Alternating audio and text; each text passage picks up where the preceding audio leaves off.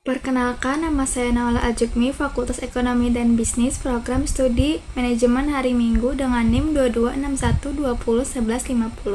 Di sini saya akan mempresentasikan mengenai tugas visit bank untuk memenuhi tugas kuliah dari Bu Meta Aprianti SEMM.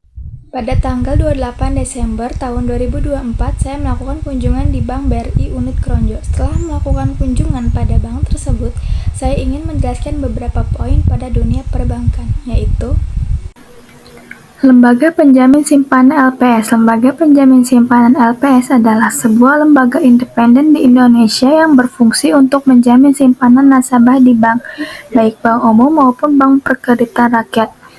Fungsi utama dari LPS yaitu 1. Menjamin simpanan nasabah, 2. Menjaga stabilitas sistem perbankan, 3. Mengelola dan menyelesaikan bank gagal.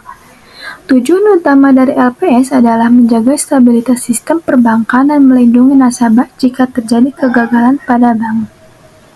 Penjelasan fungsi dari LPS yaitu yang pertama, menjamin simpanan nasabah. LPS menjamin simpanan nasabah hingga batas tertentu. Saat ini simpanan yang dijamin adalah hingga 2 miliar per nasabah dan per bank. Ini memberikan rasa aman bagi nasabah yang menyimpan uang di bank. Yang kedua, menjaga stabilitas sistem perbankan. LPS bertugas memelihara stabilitas perbankan di Indonesia. Jika ada bank yang mengalami kesulitan atau terancam bangkrut, LPS akan melakukan langkah-langkah penyelamatan atau jika perlu melikuidasi bank tersebut dengan cara yang teratur. Yang ketiga, mengelola dan menyelesaikan bank gagal. Jika ada bank yang dinyatakan gagal oleh Otoritas Jasa Keuangan (OJK), LPS akan mengambil alih pengelolaan bank tersebut dan bertanggung jawab dan proses likuidasinya sehingga nasabah tetap mendapatkan pengembalian simpanannya sesuai batas yang dijamin. Nilai tukar kurs.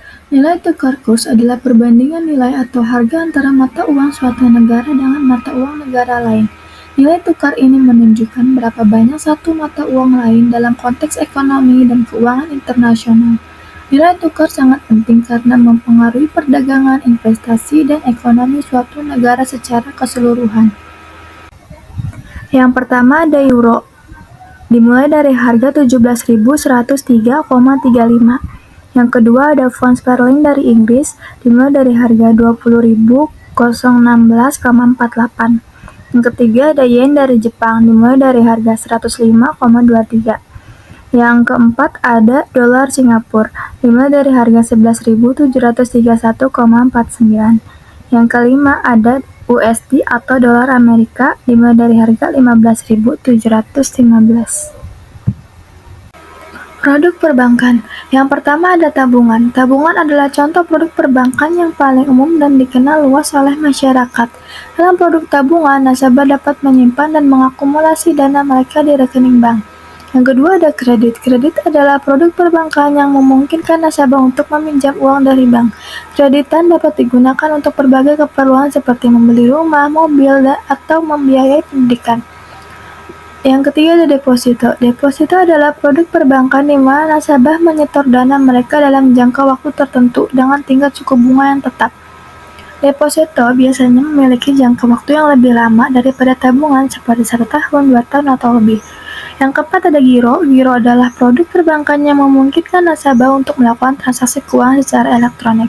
Nasabah dapat melakukan pembayaran, penarikan, dan transfer dana menggunakan cek atau kartu debit. Giro memberikan fleksibilitas yang lebih besar daripada tabungan, karena nasabah dapat menggunakan dana secara aktif untuk membayar tagihan atau melakukan pembelian. Yang kelima ada layanan jasa.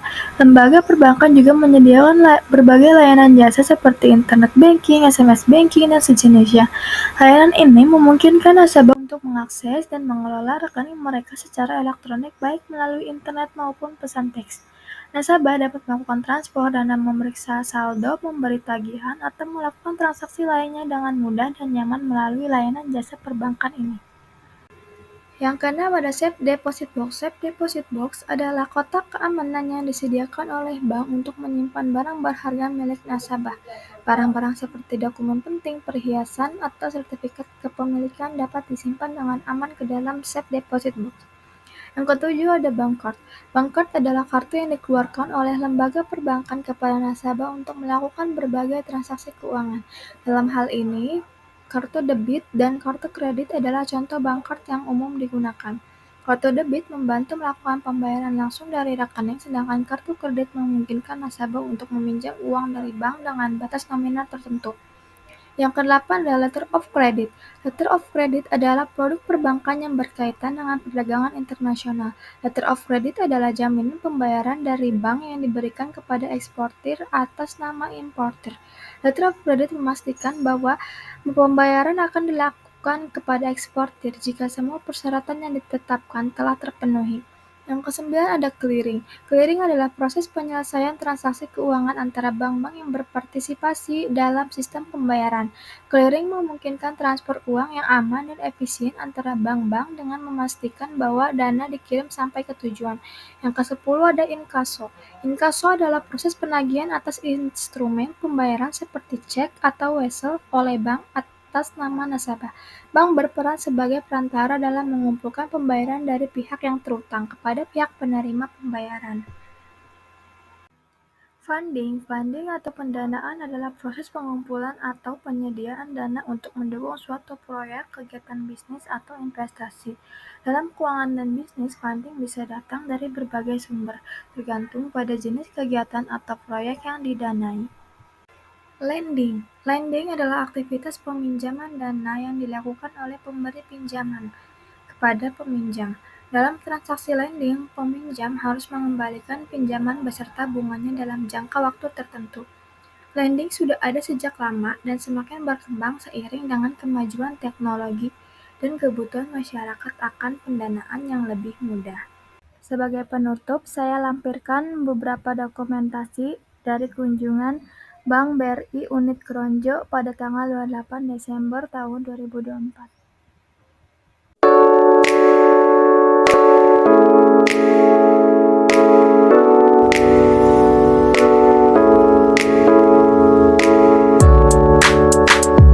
Sekian presentasi dari saya, kurang lebihnya mohon maaf. Wassalamualaikum warahmatullahi wabarakatuh.